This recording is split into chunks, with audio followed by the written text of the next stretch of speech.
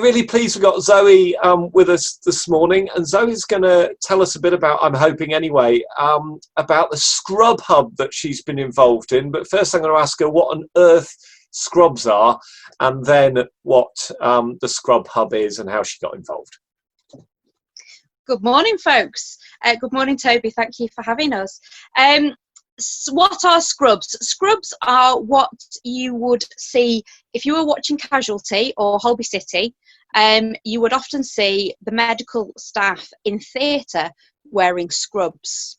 They are a simple tunic top and a pair of trousers, often seen with a fancy hat to go with it to keep your hair clean.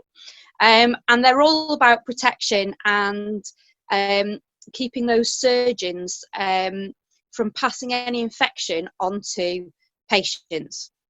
The scrubs that we've been making are for frontline staff who are in direct contact with COVID-19 patients and many, many other patients across the board. Scrubs are usually worn in theatre, but they're currently being worn by everybody. Okay, yeah. Okay. And how many have you been making, and how many of you doing this? So we have made and delivered over 280 scrub sets. We've delivered over 370 hats. We have a team in Glossopdale of about 100 volunteers, just over 100 volunteers. Glossop Scrub Hub is one of the sub-hubs, one of the mini-hubs rather, of Manchester and East Lancs Scrub Hub, which was set up by Deborah Gregory. And early on, I said I would help her by taking on the Glossop team. And we've done a phenomenal amount.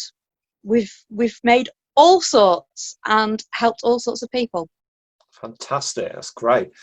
And what have been some of the challenges about Zoe? I mean, has this all been a, dead easy, no problem, whatever, or?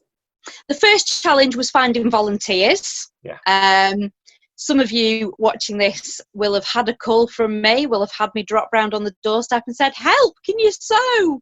And many of our church congregation have got involved. Another big hiccup to start with was fundraising, which, as I'm sure you can imagine, is not easy at the best of times. It's not my forte, and we managed to bring together a team of really good people who were good at that. Logistics has been difficult, particularly when, with the early days of lockdown when nobody was allowed out, which made things like getting fabric to people and picking up sets was quite difficult. The highlights have been seeing people's faces when we have delivered to them, when we have, particularly when we delivered that first few boxes of scrub sets to GPs around Glossopdale. The look on their faces of pure joy that they actually had enough kit to wear one day while the next set is in the wash for the following day.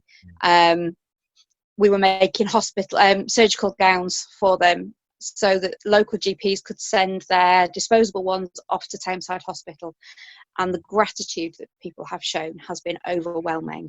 Yeah. That's fantastic. A real practical way of showing love and concern for people at this time. Yeah, brilliant. And how is it ongoing? Is there still a need, or have you largely done what's needed at the moment? Do you need more help? Do you need prayer? What's the situation, Zoe, now? There is a need. There is still a need, and in many ways there will be a need as long as this pandemic goes on.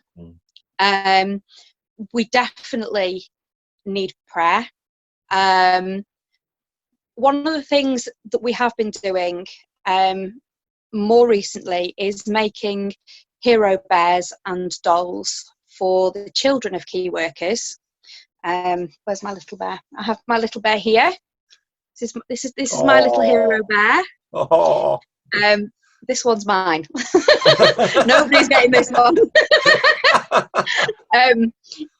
But we've been making them to give to the children of key workers, children who are struggling because their parents are out at work day in, day out. They don't know whether their parents are going to bring this virus home.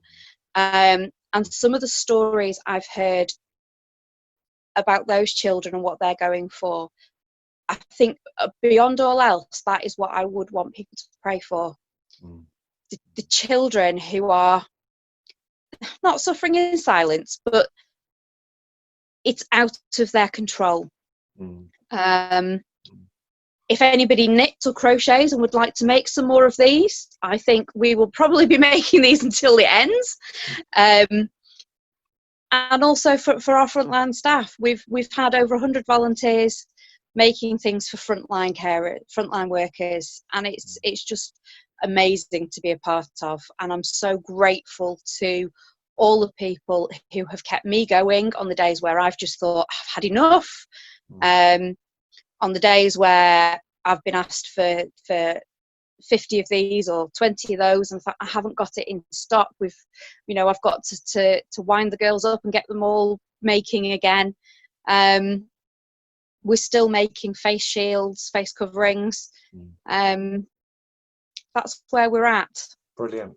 Yeah, that's fantastic. So if somebody would like to get involved with making knitting bears or something like that, then well, you can, if you're out there thinking that's you, then you can let us know via the office, or if you've got Zoe's details, contact Zoe, I'm sure, or you've got a Glossop Scrub Hub web page, haven't you? We've got a website and we've got an email address. Fantastic, brilliant.